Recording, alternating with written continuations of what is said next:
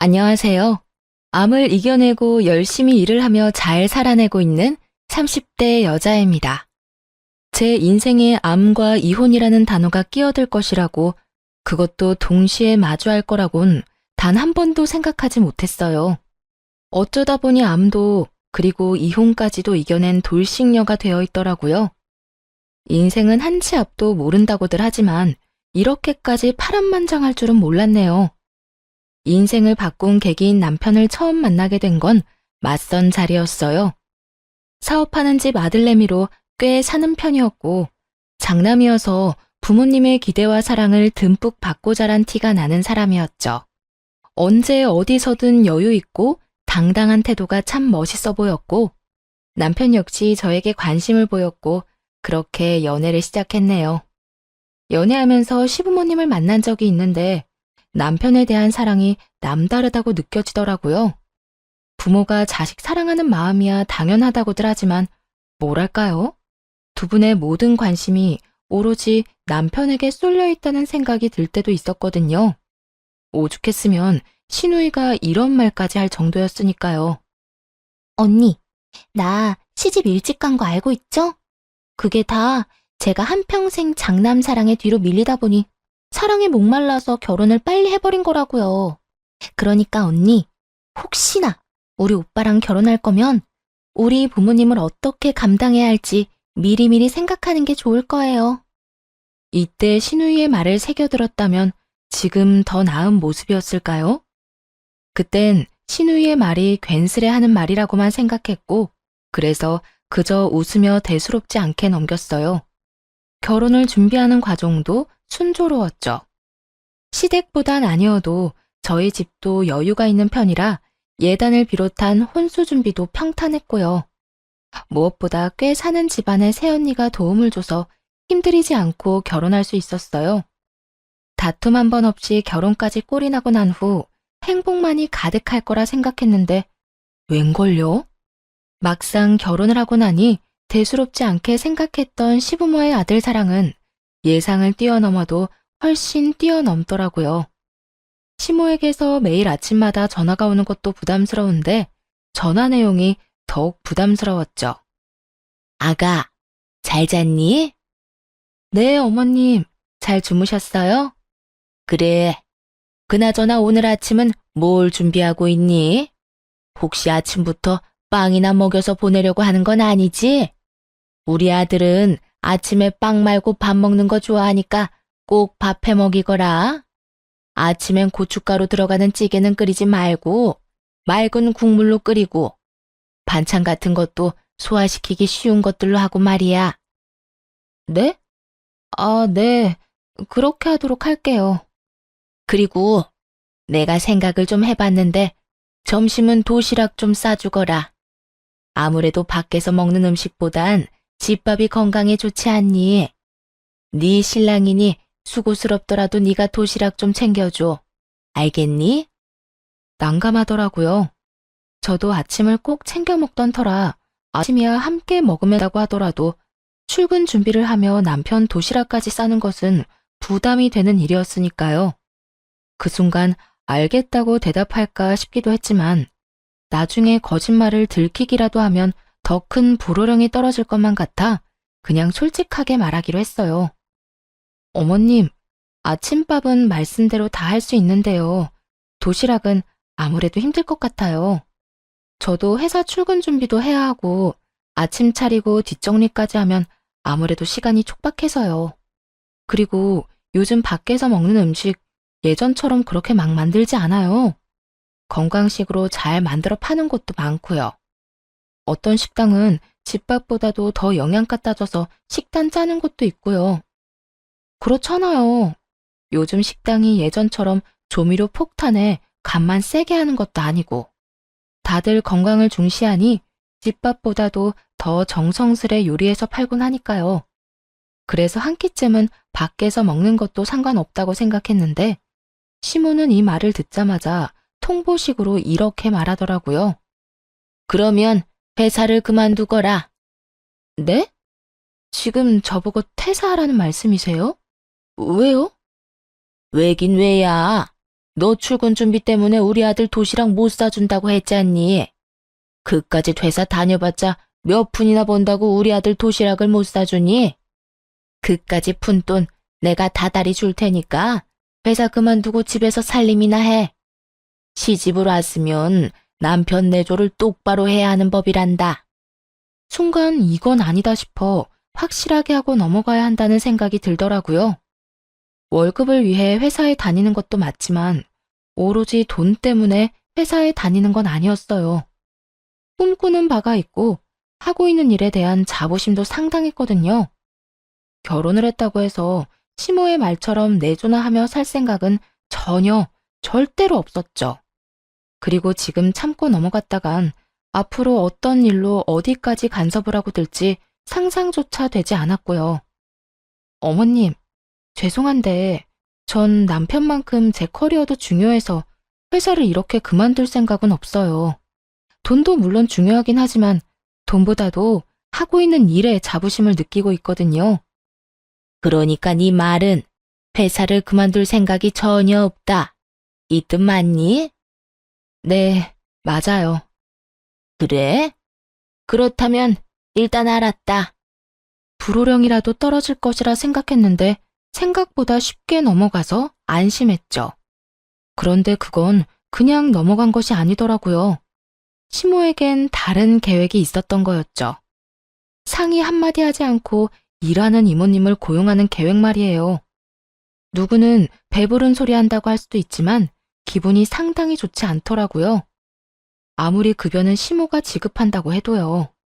같이 사는 공간에서 제가 없는 동안에도 집을 봐줄 사람인데 제 의견은 묻지도 따지지도 않고 사람부터 보내버렸으니까요. 당장이라도 시모에게 전화를 걸어 따지고 싶었지만 더는 시모와의 분란을 만들고 싶지 않아 남편에게 말했어요. 여보, 지금 이 상황 내가 어떻게 받아들여야 해? 무슨 상황? 아, 이모님? 뭘 어떻게 받아들여? 그냥 좋게 생각해. 엄마가 당신 생각해서 보내준 건데 뭘 그렇게 심각하게 생각해? 돈도 엄마가 주겠다. 당신은 그냥 즐겨. 그러면 되지. 그냥 즐길 수가 없는 상황이잖아. 아무리 어머님이 내 생각을 해서 보내준 사람이라고 해도 우리 집에서 살림에 손댈 사람인데 적어도 나한테 상의는 했어야지.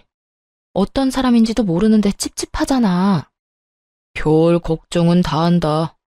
우리 엄마가 설마 이상한 사람을 집에 보냈겠어? 걱정하지 말고 그냥 즐겨. 아침마다 당신이 밥 차리고 뒷정리하는 거 사실 나도 마음이 좋지 않았다고.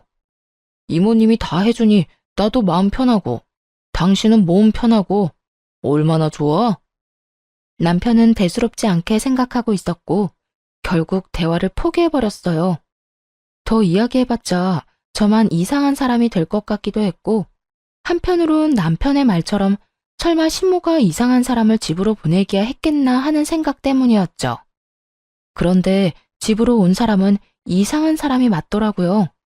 집에서 일어나는 모든 일을 시모에게 하나도 빠지지 않고 보고했으니 말이에요. 처음엔 그저 집안일만 해주는 사람이라 생각했어요. 그런데 어느 날부터 시모가 집안일에 대해서 너무 많은 것을 알고 있다는 생각이 들더라고요. 아가, 요즘 회사 많이 바쁘니? 네? 그냥 조금 바쁘기는 한데 왜 그러세요? 그냥 목소리가 힘이 없는 것 같아서. 바쁘면 퇴근도 늦겠구나. 아무리 맞벌이라고 해도 여자는 남자가 집에 들어오기 전에 먼저 집에 와서 맞이해야 하는 건 알고 있지? 네 커리어가 중요하다고 하니 더는 긴 말하지 않겠지만 그 정도는 지키면서 살거라.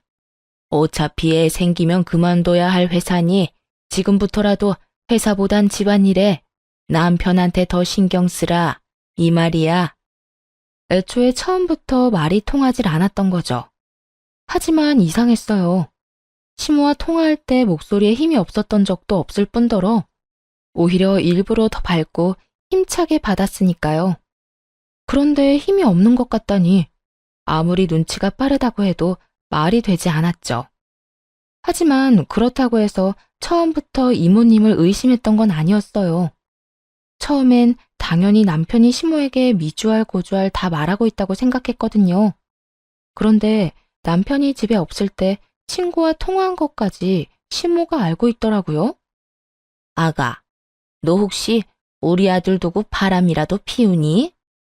전화를 걸어 다짜고짜 한다는 말이 바람이라니. 평소에 의심받을 만한 행동을 한 것도 없었고 결혼을 한 후엔 거의 일과 집만 오가는 생활을 하고 있었으니까요. 기분 나쁨과 의아한 내색을 숨기지 않고 표현하며 시모에게 되물었어요. 네? 그게 무슨 말씀이세요? 너 우리 아들 집에 없을 때 웬 남자랑 하하호호 웃으며 통화했다면서? 결혼한 여자가 외간 남자랑 그렇게 웃으면서 통화할 일이 외도밖에 더 있니? 처음 시모의 말을 들었을 땐 이게 무슨 말인가 싶었는데 며칠 전 친구와 통화하는 내내 지나치게 제 주변을 맴돌던 이모님이 떠오르더군요. 이 여자가 시모의 눈과 귀가 되기 위해 우리 집에 들어온 거구나 하고 깨달았죠. 아, 어머님, 혹시 이모님 우리 집에 들인 이유가 이건가요? 집안에서 일어나는 일들 보고받으려고요? 시모가 대놓고 물은 것처럼 저 역시 시모의 의중을 직접적으로 물었고 시모는 당황하는 기색 하나 없이 이렇게 대답하더군요. 주된 목적은 집안일이지만 부수적으로 그런 것도 따라오지 않겠니? 설마 넌 아무것도 모르고 도움을 받았던 거야? 뻔히 다 알고 있을 거라 생각했는데 생각보다 순진하네. 아니, 어떤 사람이 그딴 걸 예상하겠어요? 보통의 사람이라면 아들 부부가 좀 더 편안한 환경에서 맞벌이를 하기를 원해 호의를 베풀었다고 생각하는 것이 당연한 거 아닌가요? 시모는 마치 제가 이상한 사람이라도 되는 듯 몰아가더라고요. 이미 도시락 사건에서부터 잘 지낼 수 있는 고부 사이는 물 건너간 후였기에 참지 않고 할 말을 했습니다. 순진해서가 아니라 보통 사람들은 그런 생각을 전혀 하지 못하죠. 하여튼 무슨 말을 어떻게 전하고 들었는지 모르겠지만 그냥 친구예요. 그냥 친구? 결혼한 여자가 다른 남자랑 그렇게 정이 뚝뚝 떨어졌다는데 그냥 친구? 그걸 지금 믿으라고 하는 말이니? 그럼 친구가 결혼하니 결혼식장에 오라는데 웃으면서 통화하죠. 울면서 통화하면 그게 더 이상한 일 아닐까요? 그리고 어머님, 이모님 다시 알아보셔야겠어요. 할 일을 제대로 못하고 대충대충 하는 것 같은데요. 중요한 이야기는 쏙 빼고 오해하기 딱 좋은 말만 전하는 걸 보면요. 꼭 이혼하라고 고사라도 지내는 사람 같잖아요. 그건 내가 알아서 할 문제고, 넌 친구든 뭐든 남자는 멀리하고 행동 똑바로 하고 다니렴. 괜한 소리 내 귀에 들리게 하지 말란 말이야. 혹시 그런 기분 아시나요? 말이 말 같아야 화도 나고 성질도 내볼 텐데 시모가 하는 말은 전혀 말 같지도 않아서 화도 나지 않더라고요. 그저 혼자 드라마 한 편 잘 쓴다는 생각에 헛웃음과 한숨만 나왔죠. 저는 지금처럼 똑같이 행동하고 다닐 거예요, 어머님. 어머님은 어떻게 생각하는지 모르겠지만 결혼하고 이때껏 문제 삼을 만한 행동을 한 적도 없으니까요. 그러니까 괜한 소리가 들리거든 어머님이 귀를 닫으세요. 그러면 저도 어머님도 서로 평화롭지 않겠어요? 너 지금 감히 나한테 말대꾸하는 것도 모자라 나한테 명령질을 하는 거니? 그렇게 느끼시면 그렇게 생각하세요. 그리고요, 어머님. 우리 집에 젖단 이모님은 필요 없으니 앞으론 보내지 마세요. 그러면 끊겠습니다. 전화를 끊고 시모의 말을 곱씹으면 곱씹을수록 어이가 없더라고요. 어이가 없어 소리를 내 웃으며 머리를 쓸어 넘겼고 말을 전한 이모님은 그저 제 눈치를 살피며 안절부절 못하고 있었죠. 그렇게 한참 불편한 상황이 이어지고 있는데 남편이 집으로 들어왔어요. 소파에 앉은 제 표정이 남편의 눈에도 좋지 않아 보였는지 바로 곁으로 와 이유를 묻기 시작하더라고요. 여보, 표정이 왜 그렇게 살벌해? 무슨 일 있었어? 일 많았지. 혹시 당신은 알았어? 저 이모님 우리 집안일 해주는 게 주된 일이고, 부수적으로는 우리 집에서 일어나는 모든 일을 어머님께 보고하고 있었단 거? 다시 되짚어봐도 시모의 행동이 이해가 안 되는데 남편은 태연하게 이렇게 대답하더라고요. 그래? 진짜 몰랐네. 그런데 여보, 그게 그렇게 화낼 일이야? 그럴 수도 있는 일 아닌가? 뭐? 당신 지금 뭐라고 그랬어? 그렇잖아. 이 넓은 집에서 살면서 당신 살림 신경 쓰지 말라고 사람도 보내줬는데 그 정도는 우리가 각오했어야 하는 거 아닌가 해서 말이야. 시모에게 들을 때는 화가 나지 않았는데 남편의 입에서 똑같은 말을 들으니 참을 수 없이 화가 나더라고요. 잘 들어. 당신이랑 어머님은 어떻게 생각하는지 모르겠는데 난 전혀 그렇게 생각 안 해. 지금 당신 집에서 나한테 하는 이 모든 행동들 엄청 경우 없는 행동일 뿐만 아니라 해서는 안 될 행동이라고. 도대체 며느리 감시하려고 집으로 사람 보내는 시댁이 어디에 있어? 당신 지금 우리 집 욕하는 거야? 배울 만큼 배웠다는 사람이 어떻게 이렇게까지 유치한지 5살짜리랑 이야기해도 이것보단 수준이 높겠다 싶었어요. 결혼하기 전엔 전혀 몰랐던 모습을 본 날이었죠. 좋게 설명해도 남편은 똑바로 들을 생각이 없어 보였고 전 저대로 답답하고 화가 나는 상황이 반복됐죠. 당신은 이 상황이 얼마나 잘못된 건지 전혀 모르는 것 같네. 잘못은 확실히 짚고 넘어가자는 말이야. 꼭 이렇게 잘잘못을 따지고 들어야겠어? 우리 엄마 입장에선 걱정이 될 수밖에 없다. 이렇게 심플하게 생각하면 이해 못할 상황도 아니잖아. 당신이야말로, 이건 상대방 입장에선 정말 기분이 나쁠 법한 행동이구나 하고 생각하면 끝날 문제 아니야? 누가 봐도 비상식적인 행동을 한 사람은 어머님인데 왜 나한테 이해를 강요해? 그래, 당신 참 잘났다 잘났어. 그래서 내가 어떻게 해주길 바래? 엄마 대신 무릎이라도 꿇고 빌기라도 했으면 좋겠어? 꿇으라고 하면 꿇을 수는 있고 마음에도 없는 말 하면서 비꼬지 마. 당신만큼 나도 기분 나쁘니까. 남편은 더는 할 말이 없었는지 씩씩거리더니 부부싸움을 구경하던 이모님을 내보내더군요. 앞으로 올 필요가 없다고 하면서요. 남편은 끝까지 시모의 잘못을 인정하지 않았고 첫 부부싸움은 그렇게 서로의 기분만 상한 채 끝이 났어요. 부부간의 싸움은 끝이 났는데 시모와의 싸움은 그때부터가 시작이었죠.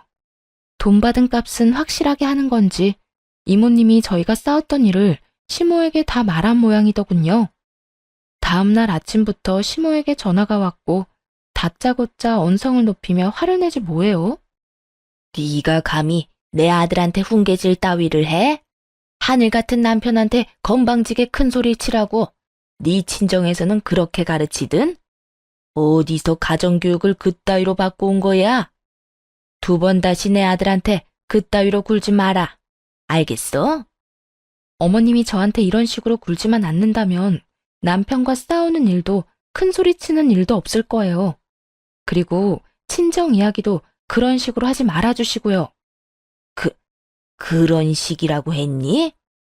네가 이따위로 구니까 네 친정 이야기가 그딴 식으로 나오는 거란다. 친정 욕먹는 게 싫으면 언행을 똑바로 했어야지. 제가 똑바르게 안 한 건 또 뭔데요? 어머님이야말로 똑바로 하세요. 다 큰 아들 부부 일에 일일이 간섭하는 것도 모자라 집안에 사람을 들여 감시하는 몰상식한 행동까지 한 사람이 그런 말 하는 거 하나도 와닿지 않으니까요. 뭐야? 몰상식? 너 지금 말 다 했니? 아니요, 아직 남았어요. 어머님, 제가 마지막으로 한마디만 더 할게요. 계속 이런 식으로 저희 가정 일에 간섭하고 혼수 두잖아요? 그러면 저 그 잘난 집안의 이혼남 아들이라는 오점 하나 진하게 남겨드릴 테니 그런 줄 아세요. 평소 시부가 입버릇처럼 한 말이 있었기 때문이었죠. 시부는 저희가 결혼 이야기를 꺼냈을 당시부터 자기 가정 하나 지키지 못하는 사람은 회사 일도 못할 거라 했죠. 무슨 일이 있어도 이혼만은 안 되니 신중하게 결정하라고 하면서요. 이전부터 시부의 사업을 남편에게 물려줄 생각이었던 모양이에요. 그리고 이 말은 즉 이혼을 하면 회사도 물 건너가니 알아서 하라는 말이기도 한 거죠. 그러니 제 입에서 나온 이혼이라는 말이 나오자 시모가 멈칫할 수밖에 없었고요. 뭐라고? 너 지금 이혼이라고 했니? 나 협박하는 거야? 아니요. 진심이에요. 그래? 어디 두고 보마. 네가 정말 이혼을 할 수 있을지 못할지 말이야. 시모는 그냥 하는 말이라고 생각하는 듯 했지만 그럴 리가요. 누구보다 진심이었거든요. 참아 넘기는 것은 이번이 마지막이라 생각했고 이런 상황이 반복된다면 계속 참고 사는 것은 자신이 없었기 때문이었죠. 그 후 제 말을 진심 없는 협박이라 생각하면서도 혹시 하는 마음에 겁은 났는지 시모에게서 연락은 오지 않더라고요. 시모의 연락만 끊겼을 뿐인데 삶은 다시 평화를 찾았네요. 남편과 완벽한 화해를 한 것은 아니었지만 그럭저럭 부딪히는 일 없이 지냈고요. 이제 좀 독립된 부부 생활을 할 수 있겠다 싶었는데 어느 날부터인가 몸이 계속 아프고 피곤하기 시작했어요. 그래서 여러 검사를 받았고 검사 결과 암이라는 이야기를 들었죠. 다행스럽게도 워낙 초기에다가 양성이라 그렇게 심각한 상황은 아니었지만 30살에 예고도 없이 찾아온 암은 정말이지 너무나도 절망스럽더라고요. 눈물조차 나지 않는 그 상황에서 제일 처음 떠오른 사람은 바로 남편이었어요. 당장이라도 연락을 해 몸 상태에 대해 알리고 위로를 받고 싶었지만 남편의 목소리를 들으면 바로 눈물이 터져 나올 것만 같아 일단 집으로 향했어요. 소파에 앉아 암에 관해 검색을 하고 있으니 남편이 집으로 들어오더라고요. 곧바로 남편에게 몸 상태에 대해서 말해주었어요. 따뜻한 위로를 바라며 말이죠. 여보, 나 암이래. 갑상선암. 뭐? 그게 정말이야? 그런데 여기 이러고 있으면 어떡해. 병원에 있어야지. 그렇지 않아도 입원 날짜 잡아두고 왔어. 나 이제 어떻게 해? 너무 무서워. 어떻게 하긴 뭘 어떻게 해. 수술하면 되지. 포옹은커녕 괜찮냐는 말 한마디 없던 남편은 저의 손길을 피하며 안방으로 가 짐을 싸기 시작하더라고요. 마치 전염병에 걸린 사람 피하듯이 남편의 행동은 재빠르고 거침이 없더군요. 남편의 모습에 너무 당황스러워 말까지 제대로 나오지 않았죠. 당신 지금 뭐해? 짐은 갑자기 왜 싸는 건데? 당신 암이라며? 그럼 병원에 입원해야 할 텐데 그동안 나 혼자 이 집에 있어봤자 뭐해? 우리 집 가 있으려고. 병원에 입원할 때 전화해. 시간 내서 갈 수 있으면 갈 테니까. 할 말이 그게 다야? 그러면? 더 무슨 말을 해야 해? 아, 병원비는 걱정하지 말고 치료나 잘해. 돈은 우리 집에서 해줄 거야. 아마. 몸이 건조한 남편의 언행에 마음이 무너지며 어떤 말도 하고 싶지 않더라고요. 평생을 함께할 것을 맹세한 사람이 암에 걸렸다는데 돈 걱정은 하지 말라는 인간이랑 무슨 이야기를 하겠어요? 남편에 대한 실망감과 이러려고 결혼까지 했나 하는 회의감에 휩싸였고 그렇게 멍하니 있는 동안 남편은 묵직한 짐과 함께 집을 나가버리더군요. 뒤이어 집을 나서자마자 시모에게 모든 사실을 알렸는지 전화가 왔어요. 이야기 들었는데 너 암이라며? 에휴, 싫다 하니까 별꼴을 다 보는구나. 어떻게 병까지 걸린 애가 우리 집안에 들어온 건지. 에휴, 그래서 수술하면 괜찮다니? 며느리가 암이라는데 할 말이 그것뿐이세요? 그러면 내가 뭐라고 해주길 바라니? 눈물이라도 흘리면서 위로라도 해줄 거라 생각했다면 그런 기대는 버리거라. 지금 속았다는 생각에 화가 나 미칠 것만 같으니까. 어찌되었든 너 완치될 때까진 우리 아들 만날 생각도 말고 우리 집에 올 생각도 하지 말거라. 생각 같아선 이혼이라도 시키고 싶은데 앞으로 너 같은 거 데리고 살아주는 걸 감사하면서 살아. 딱 이렇게 말하곤 전화를 끊어버리더군요. 화도 나지 않았고 그저 웃음만 났어요. 하는 꼴이 그 엄마의 그 아들인가 하는 생각이 들기도 했고, 이런 꼴을 보기 위해 이런 상황까지 왔구나 하는 생각이 들더군요. 그리고 이혼을 꼭 해야겠다는 다짐도 했고요. 일단 이혼도 이혼이지만 치료가 우선이었기에 서둘러 입원을 해 수술을 받았습니다. 다행스럽게도 수술은 잘 되었고 경과 역시 좋았어요. 차가운 수술실에서도 적막한 병실에서도 온 머릿속이 이혼 생각으로 가득 차서인지 암을 견디는 과정에서 지치거나 힘들지도 않더라고요. 오로지 빨리 암을 이겨내서 보란 듯이 건강한 모습으로 이혼해야지, 그 생각뿐이었어요. 그렇게 시간은 흘러 퇴원을 앞두고 있던 어느 날, 남편과 시모가 병실로 찾아오더라고요. 완치될 때까진 얼굴 볼 생각도 하지 말라더니 봉투를 가지고 왔더군요. 여기 돈 좀 넣었으니 병원비하고 남는 건 몸보신 하는데 보태 쓰거라. 다 나을 때까지 얼굴 볼 생각도 하지 말라더니 병원비 주려고 왔나 봐요. 저도 병원비쯤은 있는데 괜한 걸음 하셨네요. 봉투는 쳐다보지도 않고 냉담하게 말하자 남편은 콧방귀를 뀌고 시모는 혀를 차며 상식 밖의 말을 꺼내놓기 시작하더라고요.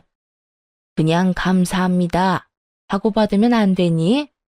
네가 매사에 있다 이러고니 암이나 걸린 거야. 아휴, 말싸움 하려고 온 거 아니고 할 말이 있어서 왔다. 너도 알다시피 우리 집은 손이 귀한 집이다. 그런데 네가 이런 병까지 걸렸으니 네 몸에서 우리 귀한 손주를 보는 건 아무래도 찝찝해서 말이다. 그래서 우리가 좀 준비한 게 있는데 넌 여기에 사인만 좀 하려무나. 이렇게 말한 시모는 종이를 내밀더라고요. 남편이 밖에서 낳아온 자식을 친자식처럼 정성껏 잘 키우겠다는 내용이 적힌 종이었어요. 그러니까 저한테 지금 찍소리도 하지 말고 남편이 밖에서 낳아온 자식이나 키우면서 살아라, 이 뜻이네요? 그래, 상황이 이런 걸 어쩌겠니?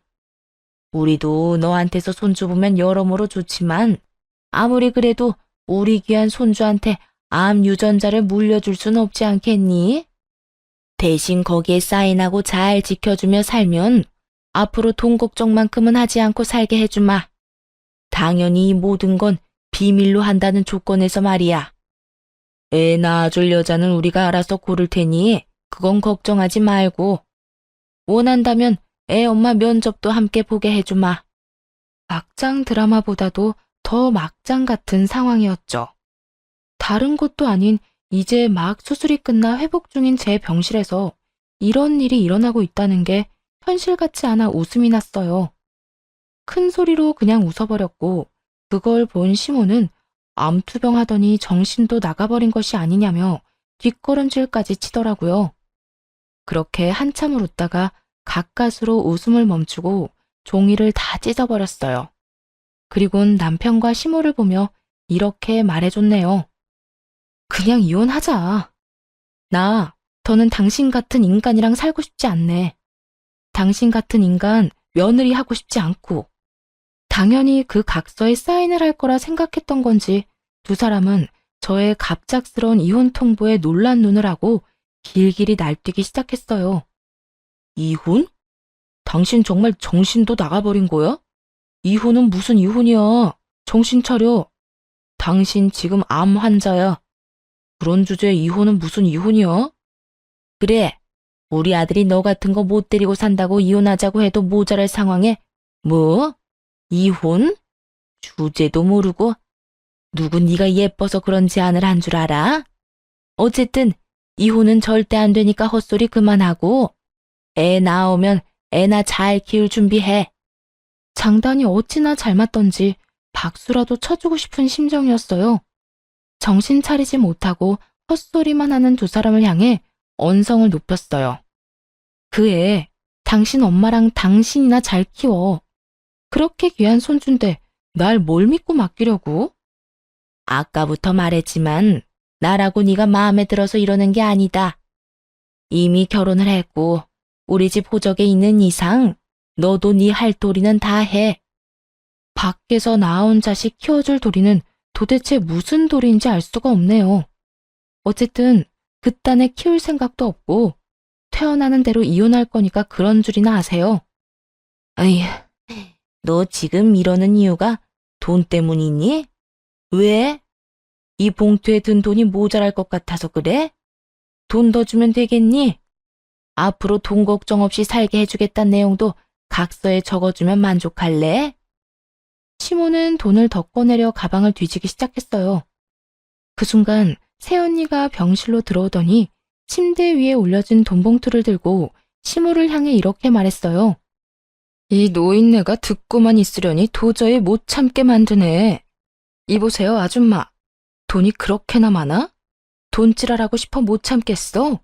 그런데 어떻게 하지? 돈은 우리 집도 꽤 있는 편이라 이까짓 거 필요 없는데 말이야.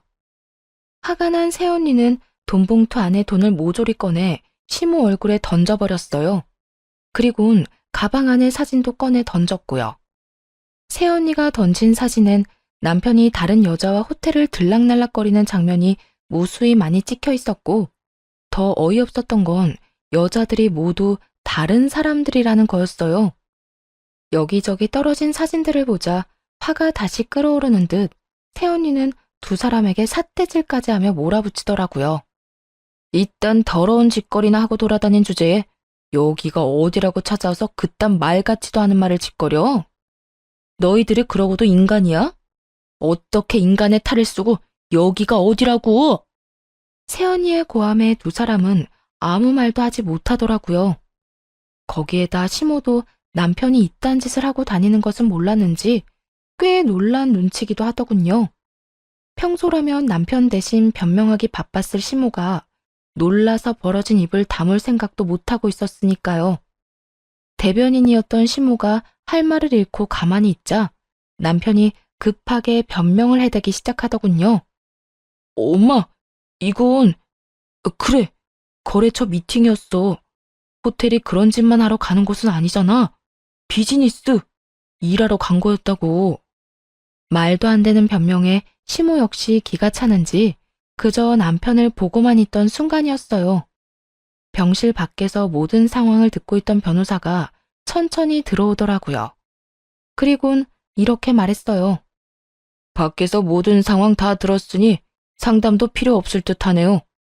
소송 준비 바로 시작할 거고 원하시는 결과 꼭 얻어낼 테니 아무 걱정하지 말고 회복에만 전념하시면 됩니다. 변호사는 자리를 떠났고 시모와 남편은 상황 파악을 하느라 정신이 없어 보이더군요. 이로써 모두 제 계획대로 되었다고 생각했네요. 네, 맞아요. 사실 암 치료를 시작하기 전부터 새언니에게 모든 사실을 알리고 남편의 뒷조사와 함께 변호사 선임을 부탁한 상태였거든요. 아무래도 집을 나간 남편이 얌전히 지낼 리 없다고 확신했기 때문에 새언니라는 조력자를 구해 이혼 준비를 했던 것이었죠. 재력이 남달랐던 새언니는 저의 부탁에 최고의 흥신소뿐만 아니라 최고의 변호사까지 선임해 날마다 병실을 오가고 있었고요. 그날도 변호사와 함께 병실로 왔다가 이 대화를 들은 것이었죠. 물론 이 대화는 모두 녹음한 상태였고요. 미혼남이라 거짓말을 하며 여러 여자를 만난 증거와 함께 병실에서 일어난 일까지 빼도 박도 못하게 된 거죠. 시모는 완전히 다른 사람으로 돌변해 부탁을 해오더라고요. 아가, 너도 내 심정 이해하지? 같은 여자로서 내가 오죽했으면 너한테 그런 부탁까지 했겠니? 네가 원하는 게 이혼이라고 했지? 그래, 그까짓 이혼 당장이라도 해줄 테니까 네 시아버지한테만 비밀로 해다오. 이렇게 말하면서 제 손을 감싸주는데 정말 소름이 다 끼치더라고요. 그 손을 바로 뿌리치며 시모를 향해 고함을 쳤어요. 전 도저히 이해가 안 되는데 어머님은 제 심정이 이해되나요? 저 인간을 씹어먹어도 화가 풀리지 않을 것만 같은 심정이 이해나 되냐고요. 아가, 내가 다 사과하마. 내가 정말 미안하다. 그러니까 우리 아들 좀 살려다오. 제발 내 부탁 좀 들어줘. 시모는 고개 숙여 부탁을 해왔고 남편은 그때까지도 정신 차리지 못한 채 헛소리를 해대더군요. 아, 엄마, 이혼은 무슨 이혼이야. 집사람이 몸이 약해서 그렇지 저런 여자 또 찾기 힘들다고. 난 절대 이혼 안 할 거야. 이건 또 무슨 개소리인가 싶었는데 시모 역시 저와 생각이 같았는지 남편의 등을 내리치며 이렇게 말하더라고요. 그렇게 이혼하기 싫다는 녀석이 이딴 짓이나 하고 돌아다녀? 너 이러고 다닌 거 알면 네 아버지 가만 안 있어. 도대체 뒷감당을 어떻게 하려고 이딴 짓을 한 거야? 아니, 그게 아니라 정말 실수였어, 실수. 여보, 정말 한순간에 충동적으로 그랬던 거였어. 사실 요즘 우리 그렇게 살갑게 지냈던 건 아니었잖아. 나도 외롭고 건강한 남자다 보니까 한순간 잘못된 결정을 했었어. 그러니까 제발 이혼만은 하지 말자, 응? 당신도 잘 알잖아. 나 이혼하면 그날부터 인생 망한다는 거. 입에 발린 소리로도 사랑하기에 이혼하지 않겠다고는 하지 않더라고요. 어느 정도 알고는 있었지만 막상 그 순간을 마주하고 나니 비참하기도 하고 후련하기도 한 그런 오묘한 기분이었어요. 마지막까지도 사랑이라는 말을 꺼내지도 않던 남편은 빌기 시작했고 그런 남편을 뿌리쳐버렸네요. 그리곤 남편이 지금 처한 현실에 대해 알려주었죠. 당신 지금 여기서 이러고 있을 시간 없어.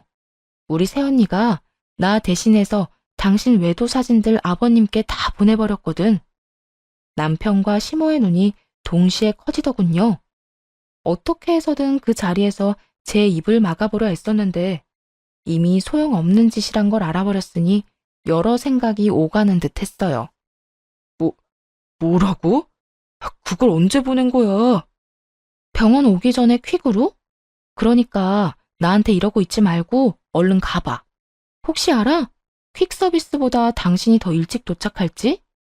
믿을 수 없었는지 남편은 따져 묻더라고요. 당신 꼭 이렇게까지 해야 했어? 이렇게까지 해서 당신한테 남는 게 뭔데?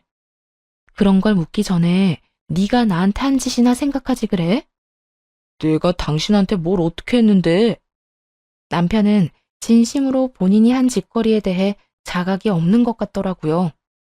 이 말을 하는 남편의 눈빛이 진심이었거든요. 그런 남편의 모습에 더욱 화가 나 굳이 입 밖에 내고 싶지 않았던 말들을 꺼내놓기 시작했어요. 비참하고 또 비참해서 하고 싶지 않았던 말들이요. 너 내가 암 걸렸다고 할 때 괜찮다고 말이라도 한마디 했니? 위로는커녕 바로 짐 싸서 집 나가버린 것도 모자라 온갖 더러운 짓은 혼자 다 하고 다녔잖아. 그 더러운 짓거리 하고 다닐 동안 난 혼자 입원하고 혼자 수술 받으러 들어갔어. 그리고 혼자 회복하느라 너무나도 힘든 시간을 보냈고 말하는 내내 눈물이 차오르는 걸 참느라 얼마나 힘들었는지 몰라요. 스스로가 너무 불쌍해서 또 서글퍼서 계속 울컥하더라고요. 그런 제 기분을 단 1%도 공감하지 못했는지 남편 놈은 이렇게 말하더군요. 이혼하는 건 좋다 이거야. 왜 굳이 아버지한테까지 다 알리는 건데? 그냥 조용히 이혼만 했으면 됐잖아. 이 말을 듣는데 눈물이 쏙 들어가더군요. 아, 이런 인간이랑 내가 무슨 말을 하겠나 하는 생각이 들며 이젠 정말 끝이라고 생각됐어요. 내가 왜? 누구 좋으라고? 조용히 이혼해주면 당신은 아버님 속이고 회사까지 물려받을 텐데 내가 미쳤다고 조용히 이혼만 해주겠어? 난 암에 걸렸을 뿐이지 정신이 나가버린 건 아니거든. 그러니까 여기서 헛소리 그만하고 헛된 꿈도 그만 꾸고 얼른 네 잘난 집에나 가봐. 가서 싹싹 빌기라도 해야 빠져나갈 구멍이라도 생기지 않겠어? 이혼은 무조건 할 거니까 얼른 네 집이나 가봐. 당장 내 눈에서 꺼져줘 제발. 그제야 남편과 시모는 저를 설득하는 것이 소용없다는 걸 깨달았는지 불이 나게 뛰어나가더라고요. 하지만 둘이 아무리 빨리 간다고 해도 외도 사진은 시댁이 아닌 시부의 회사로 보내버렸으니 소용없는 짓이었지만요. 이후 변호사님 덕분에 순조롭게 이혼했고 전 남편은 시부에게 단단히 미운 털이 박혀 그렇게 무시하던 전 시누이보다 못한 취급을 받고 살고 있다고 하더군요. 거기에다 전 시부의 회사에서 쫓겨난 것은 물론이고 집에서마저 쫓겨나 지금은 원룸 생활을 하며 지내고 있다는 소식도 들려왔고요. 듣기론 스스로 번 돈으로 능력을 인정받으면 다시 받아준다고 했다던데 불가능할 것이라고 보이네요. 그도 그럴 것이 결혼 생활을 하며 전 남편을 지켜본 바론 게으르고 아나무인에다가 무엇이든 간절하게 노력해 본 적 없는 인간이었거든요. 그런 인간이 혼자 힘으로 일어서는 건 가망 없는 일 아니겠어요? 이런 예상이 틀리지 않았다는 걸 보여주듯 전 남편에게 연락이 온 적이 있었어요. 아주 구질구질한 이유로 말이에요. 여보, 희진아, 잘 지내지? 덕분에 난 잘 지내는데 넌 못 지낸다고 들었어. 왜 전화했어? 서로 다정하게 이름 부르고 통화할 사이는 아니잖아. 그게, 희진아, 나 부탁이 있어서 전화했어. 혹시 나 돈 좀 빌려주면 안 될까? 내 이야기 다 들었으면 알겠지만 우리 아버지 내가 제대로 된 성과를 내야 다시 받아주시겠대. 그런데 너도 알다시피 내가 남 밑에 들어가서 일할 성격이 못 되잖아. 그래서 사업을 하려고 하는데 돈이 없어. 아버지가 돈줄도 다 막아버렸거든. 그러니까 네가 다시 네 집구석으로 돌아가려고 사업을 하려고 하는데 그 사업 자금을 나한테서 빌려가겠다는 거야? 너 진짜 제정신 아니구나. 너 같으면 너한테 땡전 한 푼이라도 주고 싶겠니? 주는 게 아니고 빌려달라는 거라니까. 어쨌든 난 너한테 내 돈 10원도 빌려주기 싫으니까 다신 이런 걸로 연락하지 마. 희진아, 야, 그렇게 냉정하게 굴지 말고 한 번만 좋게 생각해줘. 너도 나한테는 사랑했잖아. 사랑했던 남자가 평생 구질구질하게 살면 네 마음이 편안하겠어? 나도 잘 되고 너도 잘 되면 다 좋은 거잖아. 서로의 행복을 빌며 이혼하는 사람들이 몇이나 된다고 전 남편은 양심도 없는지 그 몇 안 되는 케이스 중 하나가 자신이라고 큰 착각을 하고 있더군요. 웃기시네 진짜. 야, 정신 차려. 난 너 잘 되라고 이혼한 게 아니라 그 모양 그 꼴로 평생 살라고 이혼한 거야. 그러니까 이런 연락 다시 하지도 마. 알겠어? 미친 소리를 하는 전 남편의 전화를 끊어버렸고 그렇게 그 집구석과의 인연도 끝이라고 생각하며 지냈어요. 그런데 이번엔 원망이 가득 찬 얼굴로 전 시모가 찾아와 난동을 피워대더군요. 휴대전화가 불이 나게 연락이 오곤 했는데 모든 연락을 차단하니 결국 찾아온 것이었죠. 이년아, 내 아들 그 골방에 밀어놓고 넌 속 편히 잘 살고 있나 보네.